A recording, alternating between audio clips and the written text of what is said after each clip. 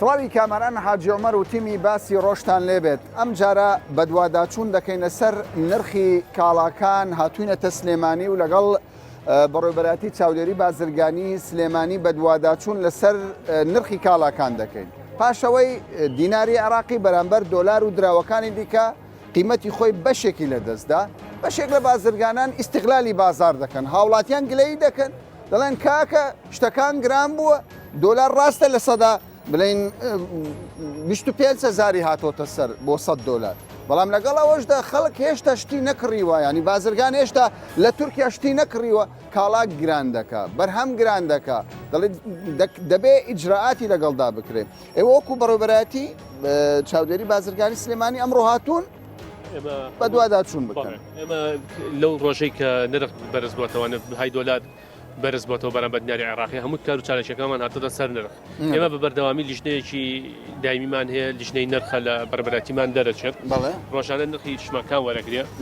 وە دوای ئەوەی کە بانقی مەرکەزی عێراقی بڕیاریە بە بەرزکردنەوەی نرخی دۆلار بەرامبەر دینار و لە دەستدانی بەهای دینار لە قورسایەکەی ڕۆژانە سکاڵا هەیە، دەڵێن نرخ گران بووە، نرخ گران بووە بە داداچوونەکەی. ئێمە نرخی کاڵاکان خۆراک مەسەلەی ئەو خۆراک و مەوادە خۆراکیانە پێشتریش ئێمە سەرەکانیمان لایە ئەسایی تەنی بەچەند هێنا خۆتان داتانناوە نەخێر بەداداچوونی بۆکەین. هەم ماوەی پێشتر لە ساڵانی پێشترە نرخێ بەرز بووێتەوە، یەکسەر بەدادچوونمان بووە کە تاجرێ بەرزی کردوێتەوە. خەلە لە تاجرەکان لە بۆرسی عالەمی. ئێستا دەچینە کوێ؟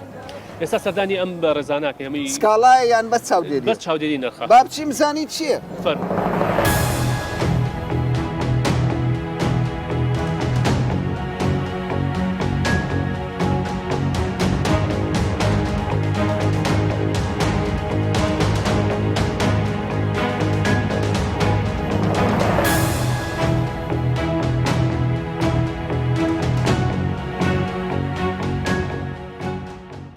ماندوو نەبی لەو فترەی هیچ گۆڕاوە نرخ؟ ئەی طبعاً أنا والله هەموو شتێک بە پێی دۆلارە گەڵا 20,000 گرام بوو بە پێی 20,000ەکە تەوزیعاتی شتەکانە بێ و ئەویش فەرقی کردو سعرەکە. باشە بەس ئێوە هێشتا نەتان کڕیوە گرانی بەساقت و سیرکە ئوسوڵی بازار چۆنە؟ ئێوە ئەبێ بچن بە دوای ئەوەیە بڕۆ ئوسوڵی بازارەوەی ئەمڕۆ هەموو شتێک خەڵک بە قەرزەی کڕەیە کەی هێنێ بۆ دوکانەکە هیچ بە قەرزت کڕیوە. طبعاً نەک من هەموو کەس وصولی بازار وایە تۆ پارەی ئەم شتە نایی. باشە دیش لەمە بە چەند بوو پێشتر؟ ئەمە هەر بە 2000 بۆمە ئێرانی هیچ فەرقێکی نەکردووە. فەرقی نەکرد. بەڵێ ئەم بەڕێزانە کە ئەو ماوادە هاتووە ئێستا ئێمە سەقافەتێکی ئەڵێ ماوادە پێشتر هاتووە بۆچی گران بووە کە پێشتر هاتووە ئەم ماوادە بە دۆلار کڕاوە. مەسەلەن ئەم چایە 2 دۆلاری کەوتووە، ئێستاش هەر بە 2 دۆلارە. بەڵام کە لەشکانەوەی دینارەکە بە 123,000 بشکێنیتەوە چەنەکە بە 145,000 بۆ 50,000 بشکێنیتەوە چەنەکە جیاوازەکە لەوەیە دروستە بێت. نرخەکانی ئەمە نرخێکی یاسایی. بەڵێ داوای وەستی کڕینی لەکەین، شەریکە بە وەسڵ بۆ یێنێریە، وەسڵەکە کەیەتە بەردەستی ئەمە بە دۆلارە ئەیشکەینەوە بۆ دۆلاری ئیمڕۆ کە لە بەردەستمانەیە. سوڵێکمان بێتە وەستێکی کڕین هەتا هەمە وەڵا بەزەم دەخێ مۆجوونە لە بەردەستا. باشە پێم بڵێ سەبارەت بە دڵێن کاڵا گرام و بەرهەم گرام و چزان خۆرا گرام گرام بووە؟ هەرە وەڵا زۆریش چی گرام بوو بۆ نمونە؟ بۆ نمونە هەموو شتێک گرام بووە. چی باشە خۆی گرام بووە تەبیعیە گرام بوو چکە پارەی عێراقی شکاوە، بەڵام پێت وایە ئیستیغلال بکرێ خەڵکێک لە بازار بازرگانەکان هەموو شتێکی تیا لەجە دووەمیش لەسەری معاشۆرا ئەشکێتەوە چکە موچەکەی هەر وەکو خۆیەتی. باشە ئێستا چاودێری بازرگانی هاتۆتە بازار. بەڵێ پێت باشە ئەم ئیجراعاتانە بکرێەوەی شت گرام بکای ئیجراعاتی لەگەڵ؟ ئەرە وەڵای ئیجراعات شتێکی چاکە قانونیە. ئەجە دووەمیش کاکە خەڵک پارەی نەماوە بەڕاستی موچە نەماوە. ئەمە چیت کڕیەوە؟ چی بکرد وەڵا پێویستی گرام بووە؟ ئەرە وەڵا هەموو شتێ فەرقی کردووە.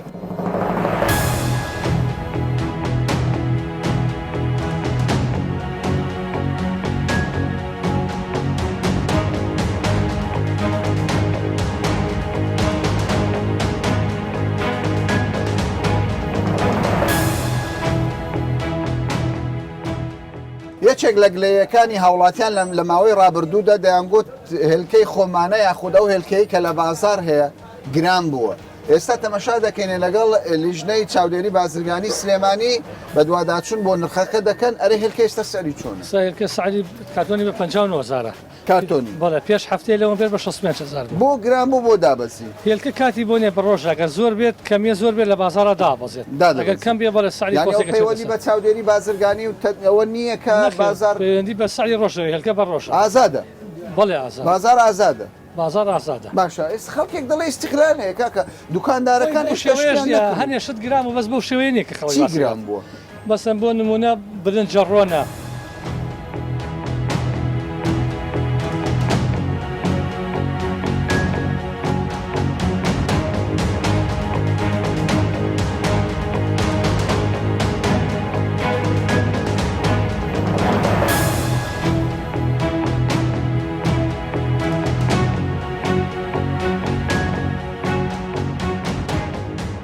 یەکێک لەو کەتانەی کە زۆر مەسلەی دۆلار دیناری عراقی کاریگەری لەسەر بوو مەسلەی نانە سەمونە نان و سەمون بەشێکی زۆر لە خاوەن فڕنی و نانەواخانەکان دەیانگوت کاکە لەگەڵ داشکانی دیناری عراقی بۆ ئێمە زەرەرە پێشتر 8 نان بە 1000 دینار بوو ئێستا بە چەندە 8 نان ئێستا هەرشتی بە هەزارە هەر وەکو خۆیتی هەروەکو خۆیەتی لەوەزنا کەمترمان کردەوە وەزنەکەی گوتەکە بچوو بەڵێ ینی بچووکتان کردو ئێستا دێمە لای جەنابن پێم بڵێ ئێستا هەر هەژدانەکەیە بەڵام ئەنگوت بچوو باشە بۆتان دەردەهێنێ وەڵی جارێ تەجوبەمان لە کردووە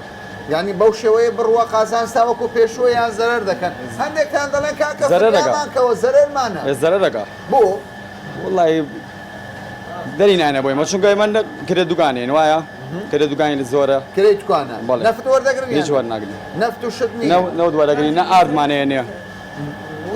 هیچ هەمی خۆمان کەوای ئێستا ئەنگوتکی سەمون و نان بچوک بۆتەوە بەڵێ باشە تۆ ئەم پشکنین بۆ کرد بەڵێ ئەمە تەواوە 100 دەرەچێت 112 دەرەچێت 112 ئێستا بەپێی بازارە بەپێی بازار نرخەکەشی تەواوە نرخەکەی تەواو بەس لە وەزنە کەمیان کردوێتوانێ لە وەزن چەند کەمتر نەبێت ئێستا لە 100 کەمتر نەبێت 115 ئەوە نەبێت کەمتر نەبێت باشە ئەم گۆڕانکاریە کاریگەری لەسەر چی کردووە زیاتر ئەگەر بچینە دەرەوە یانی چ شتێک زۆر گران بووە برنجە نانە برنج گران بووە زەید گران بووە هەموو شتێک گران بووە 8,000 چۆتە سەر کولی باشە بەڵام تۆ کە لە ژووری ینی چاودێری بازرگانی خەڵکێکی زۆر دەڵێ کاکە خۆ زۆر شت بەرهەمی خۆمانەوە گەرمی خۆمانەوە گەرمە لۆگرام بوو گەرمە لۆگرام بۆ ناوخۆی هەمووی بووە حسابی دۆلارەکەی دۆلارەکە 25,000 چۆتە سەر 25,000 تەقسیمی کە بەسەر ئەو شتومەکانەیە یعنی هەر شتێک لە کوردستان بەرهەمی خۆمانە بێ و دەرەوەش بێ دۆلارەکە حکمی بەڵێ دۆلارەکە حکمیەکەن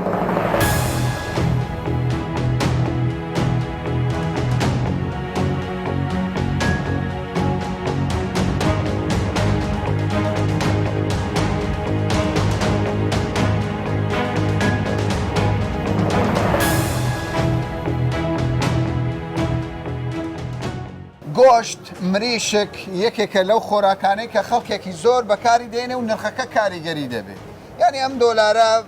گۆڕانکاریەکی زۆری دروست کردووە بابزانی کاکی قەساب با لە کاکی قەسابەوە دەست پێ بکەین چی گۆڕانکارێکی گۆڕانکارەکە بەس هی مەسلە گەڵاکەی نا هیچ گران نەبوو هێشتاکە هی ناوخۆیە هیچ گران نەبوو ناوخۆ گران نەبووە هیچ گران نەبوو بەس هی دەرەوە گران نەبووە تاشی بەڵام ئێساوی پیرەمەگرومە بە هەماش کڵێ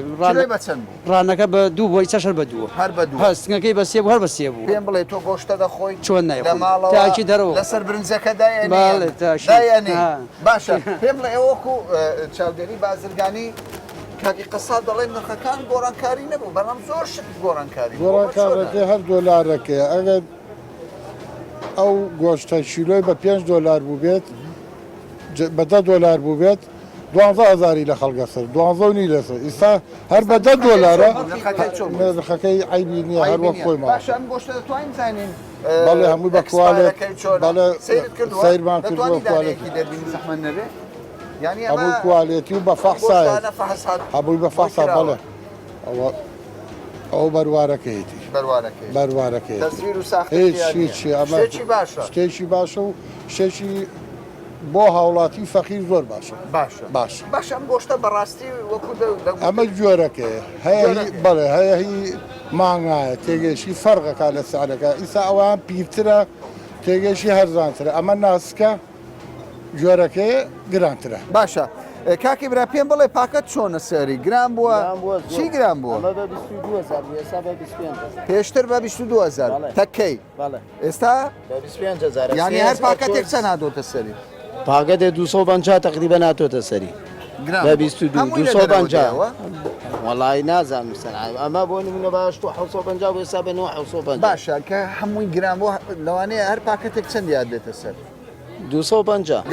گرام بوو ئێوە وەکو چاودێری بازرگانی لەسەر پاکەت نرخەکان دیارە ئێستامەوە ئەو نرخانەیە و باسی بەڵێ ئێمە ئاگادارین ئەمە پارچەی 500 دینار چۆتە سەری 500 دیناری چۆتە سەر تۆ بەڵام تۆ دەڵێ 250 بۆ یەک پاکەت بۆ بەعزێکان 250 چۆتە سەر بازێکیان داران لەو کڕی بە 8 و 8 بە 850 هەر هەزاریەکەن ئسا کابرا 10,000 پێ تەکەکەی یا دە ڕوبعەکەمی پێ مەجبورە بیا بە ڕوبع ئێستا خەڵکێک سوور دەزانی ئەم شتە ئەکسپایرە بە گیانی خەڵک ڕەحمەتی خوارد بە ئیستا میلەتەکە بە هەمووی ئەوتی وای دەهاتووە گۆڕاوە نەحەڵالی لە لامەوە نەحرام هەر دەبێن وەریەگری باشە چی پێ دەڵێ تۆ دەڵێ پارە گرنگە یان ویژدانەکە وەڵا قیامەت گرانگە وەڵاهی ویژدان باشە لە ئیسانە لە ناو جوولەکەیان برۆ خەڵکێکەیە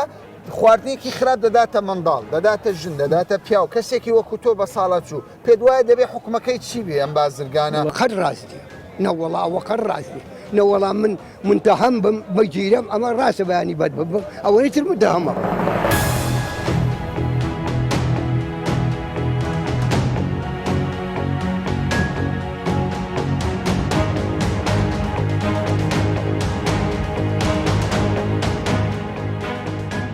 لە بەڕێوەبەتی چاودێری بازرگانی سلێمانی 5 لیژنە هەیە وەکو خۆیان باسی لێوە دەکەن لیژنەی چاودێری ڕۆژانە دەچنە بازار نرخەکان دەبین بزان ئەکسپایر هەیە یاخودنا بەڵگەی ئەوەشیان کە دەست بە کاڵای زۆری ساختە و ئەکسپایر و چوزانم ئەو کاڵانەی کە زیانی هەیە بۆ هاوڵاتی دەستیان بەسەر داگرتووە ئەمە کابینەیە پڕە لە ئەشیا ئەلێرە پڕ ئەشایە ئەلێرە پڕی ئەشایە هەموو بەرهەمی ساختن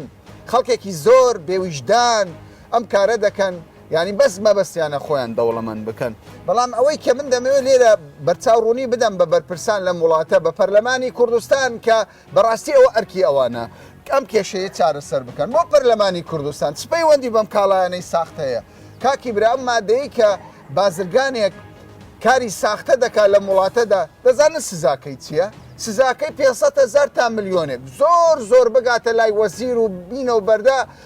کەیسەکە گەورە بکرێ 3 ملیۆن دینار سزای ئەو کەسە دەدرێت کە ژەهرێک بە گیانی خەڵک ساق دەکاتەوە بۆیە دەبێت پەرلەمانی کوردستان ئەم یاسای هەموار بکاتەوە کاک دیار کە لە بەڕێوەبەتی چاودێری بازرگانی و ئەندامە لە لیژنەکە چەند کەیستان هەیە چەند کەس ینی چەندین جار ساختەی کردووە بەرهەمی خراپی داوەتە خەڵک بەڵێ دەستان خۆش بێ بەنسبەت ئەو ماوادانی کە تەزویرێک هەیە خاوەنی ئەو کۆمپانیانە سکاڵات تۆمارەکەن کە ناوەکە حیز لە لای خۆی و لە حکوومەتی هەرێمی کوردستان هێمە بازرگانەکە حیزی خۆیەتی و خۆی ناساندووە لە شەریکە ڕێکپەیدا و ئەم بیفرۆشێ ئیسام حاڵەتانە ڕووی لە زیادبوون کردووە لە بازارەکانی ڕووی لە زیاد بوون کردووە کاکە ڕووی لە زیادبوون کردووە تکایە ڕای بگرن بەڵێ اینجا ئەمە فرە چەشنەیە یعنی هەمانە لە خواریو عێراقەوە هەمانە لە هەولێرەوەیە هەمانە لە ئێرانەوە داخڵە بێ سزاکەی چی ینی 500 بۆ ملیۆن سزاکەی تەنها 500 بۆ ملیۆنێ نییە دینار نییە ئێمە سزای یاساییشمانە ڕوبەڕووی دادگایە کە تۆ قاوە قانون و حاکم چیە بڕیارەکە چییە کەسێک بۆ 20 ساڵ حکم بکرێ کەسێک بۆ 10 ساڵ حکم بکرێ خەڵەکە بۆ حکم میراوە ماوەکانی پێشتر بەڵام لە تازەیە جارەکە خۆتەزانی کەیسەکان کاچێتە دادگا مدەیەکی زەمەنی زۆری ئەوێتە بڕیاری لەسەرێ ئەم مەوادانە ڕازی لە یاساکە ئێمە لە یاساکە ڕای ئەمە بنە بڕی ئەم دیاردەیەک بکە ئەمە بنە بڕیەکە بە چەشنێ بە چەشنێکە ئێمە بەردەوام لە کۆنتترۆڵە بازاری سلێمانی وەکو خۆتە یاساکە هەمواری پێ ناوێت هەماری پێ بێگومان با بچینە ژوورەوە تۆش لەگەڵ ئەوە یاساکە هەموار بکرێتەوە چووکە بەڕاستی ئەگەر سزا تون نەبێ خەڵکی نەفز نزم هەوڵ دەدات ینی خۆی دەوڵەمەند کە گوێی لەوە نییە منداڵێک زفسێکی خراپ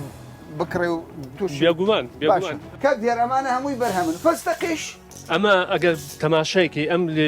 فەردە فستەقا بێت 200 کیلۆ دەچێت بەڵێ 200 کیلۆ دەستی بەرێ بەڵێ زۆر سووکە مناڵەکە توانە هەڵیگرێ بۆ ئەمە پوچە بڵێ ئەمە پێش بکرێتە بازارە دەستمان بەسا تۆ لە کۆگایەکە خاونەکەی سزایراوە ینی بەس وشتێ خەڵک هەڵخەڵەتێنی ناوی هیچ شتێدانی قەپێ بەڵێ باش ئەمانەی ترسیەمانە ئەمانی کە ئیبینی بەڕێزە لە ئەکسپایرە و لە موادی خۆراکە بەڵێ موادی خۆراکیە کە هاتۆ بێ کوالیتی بێ فەحسکردن ئەمە شەریکەکەیش ماسیەکە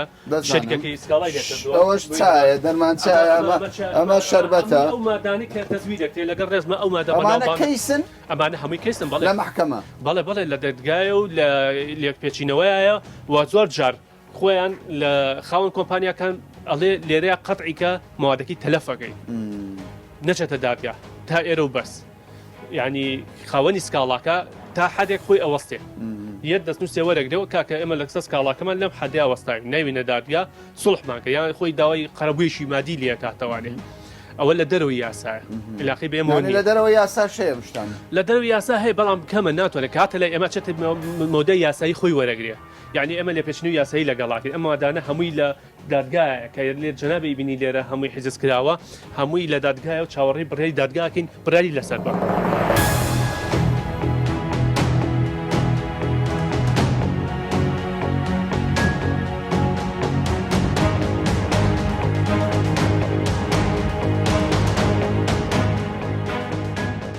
باشترین چارەسەر وەکو بەڕێوەبەراتی چاودێری بازرگانی هەرێمی کوردستان و سلێمانی باسیەوە دەکات بۆ ئەوەی دەست بە کاڵا بەسەرچوو ئەکسپایرەکان بگیرێت هاوکاری هاوڵاتی دەبێ هاوکار بێت من لە بەڕێوەبەراتی چاودێری بازرگانی سلێمانی سوتفا هاوڵاتیەکم بینی دەڵێ کاکەوەرن مادەیەکێ لە سلێمانی هاوڵاتیان بەکاری دێنێ کەسێکی بازرگان ساختەی کردووە تکا دەکەم ئاگادار بن ئەمە زەرەر لە ئابووری کوردستان و لە ئابووری خێزانەکان دەدات چیت بینیوە من چی ئەمانتی ناوەتە ئێرکوانە دەڵێ ئێمە ئێمە سەرەتا دەستخۆشیتان لێ دەکەم ئێمە خاوەنی کارگەیەکین کە ماوەی 5 کارگەیەکی ناوخۆیمان هەیە کە بەرهەمی خۆماڵی دروست ئەەکەین لە هەرێ مادەی پاکەرەوەی ماڵان بڵێ ئێستا ئەمە تەزویریان ڕاستی ئەمە ڕاستیەکەیە ئەمە ڕاستیەکەمە ئینتاجی ئێمە ئینتاجی کارگەکەی ئێمە بڵێ لە سی سایق بەرهەمە هێنرێت ماوەی 5 ساڵە لە بازارەکانی هەرێمە بە تەواوی ئەفرۆشرێت بەڵێ باش ئەمە بە چەندە؟ ئەمە کارتۆنێک بە 4000 ئەکەوێتە دەستی هاوڵاتیان باشە تۆ کەسێک تۆ ماڵی منی کاول کردووە بەڵێ لە دوای ئەوەی کە من بازارم بە تەواوەتی جێگیر بوو لە ناو هەرێم کەسێکی تر هاتووە بەهۆ لەژێر ناوەکەی من ئەمەی لەژێ ئەو ناوە هاتوو ئەمەی تەقلید کردووە ینی هەمووش کردو و بازاری لە من تێکدا یعنی لەزگەکەی تۆی بەکارهێناوە لەزگە و بتڵ و هەموو شتێکی بتڵەکەی تۆی بەکارهێناوە تەنها بە ئەلفێ گۆڕانکاری لە ناوەکە کردو بەس ئەلفێک بەڵێ باشە پێت وایە نەفسی مادە بێ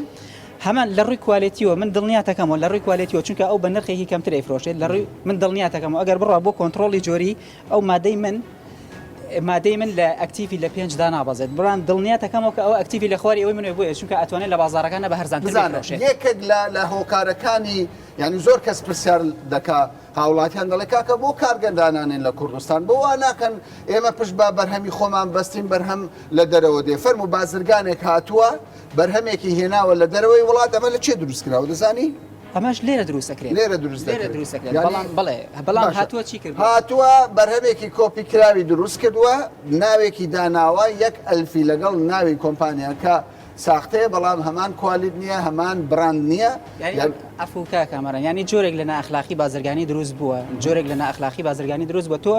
دیت منافەسەیەکی منافەسی بەرهەمێکی دەرەوە بکە بۆچی دەی پشتی بازار بەرهەمەکانی ناوخۆ ئەشکێنی ئێستا هاتوو سکاڵا لە چاودێری بازرگانی تۆمارەکەم کە سنوورێک بۆم ناخلاقی دروست بکرێت نەهێڵڕێ بەو شێوە تەقلید بکرێت بە هەر ئەگەر ئەیکات چی لەگەڵ تەقلیدی بەرهەمێکی دەرەوە بکات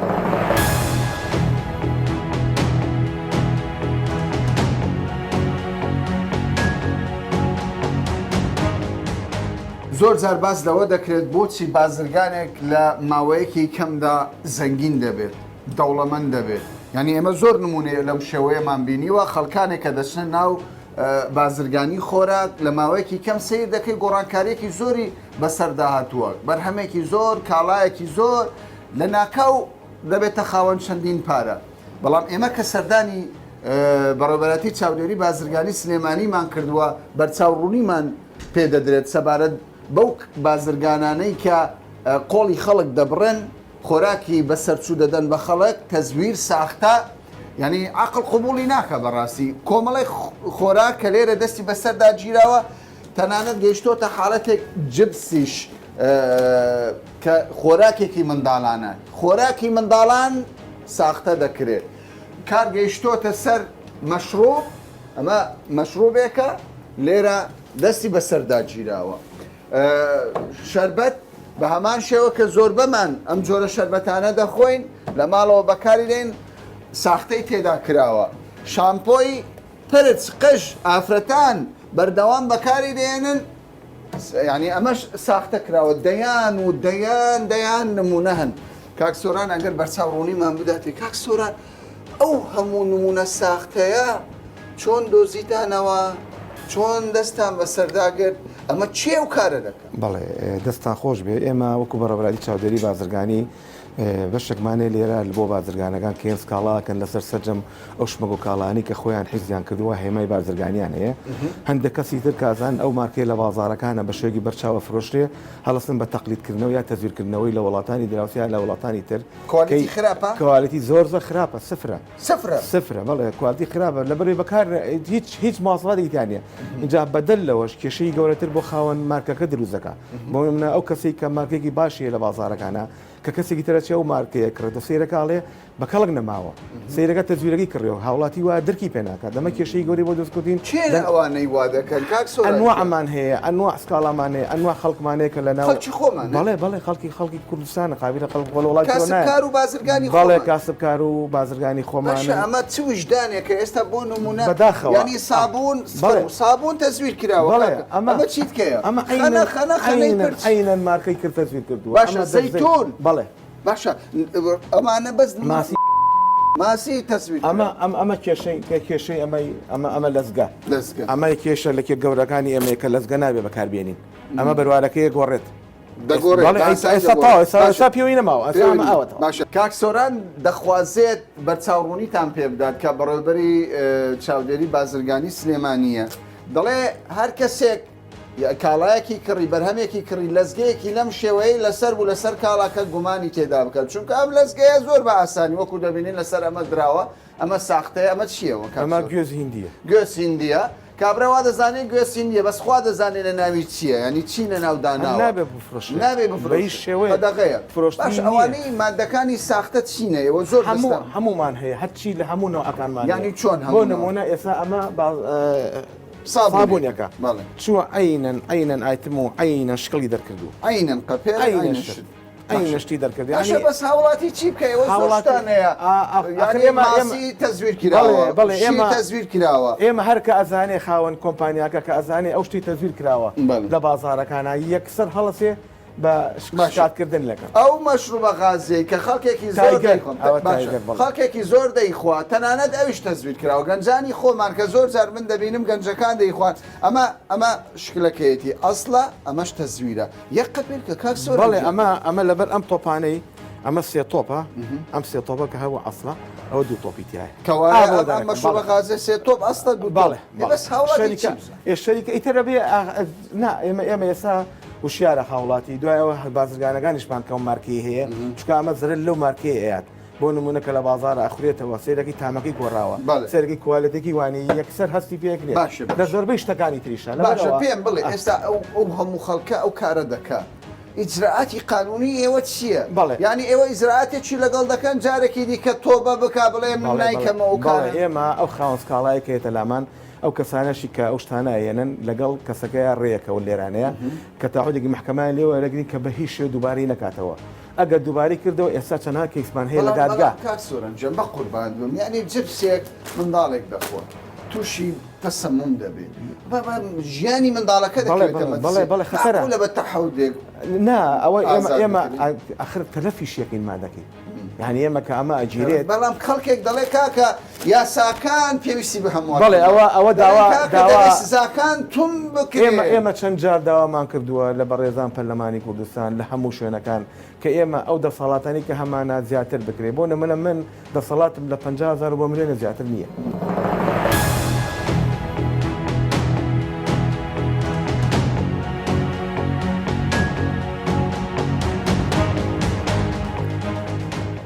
بۆ بنەبڕکردنی مادەی ئەکسپایر و ڕێگاگرتن لە ئیستیغلالکردنی گرانکردنی کاڵاکان لە نێو هەرێمی کوردستان بە شێوەیەکی گشتی وەک بەڕێوەبەراتی چاودێری بازرگانی سلێمانی باسی لێوە دەکات هاوکاری هاوڵاتیانە. هاوکاری هاوڵاتیان لە هەر شوێنێکدا سەرپێچی ببینن پێویستە ئاگاداری بەڕێوەبەراتی چاودێری بازرگانی بکەن و ئەوان دەست بەجێ ئیجراعاتی یاسایی لەگەڵ سەرپێچیکاران دەکەن. لەگەڵ ئەوەشدا پێشیان وایە بە تەواوەتی بنەبڕکردنی ئەم دیاردە ناشیرنە کە خەڵکانێک تەنها بۆ ئەوەی قازانج بکەن و گیرفانیان پڕ لە پارەی حرام بکەن ئەوەیە دەبێ یاسای تایبەت بە بازرگانی ئەوانەی کە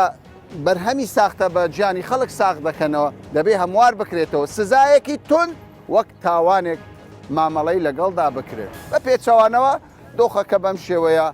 بەردەوام دەبێت تا باسێکی دیکە و بابەتێکی دیکە بەخواتان دەست بێت.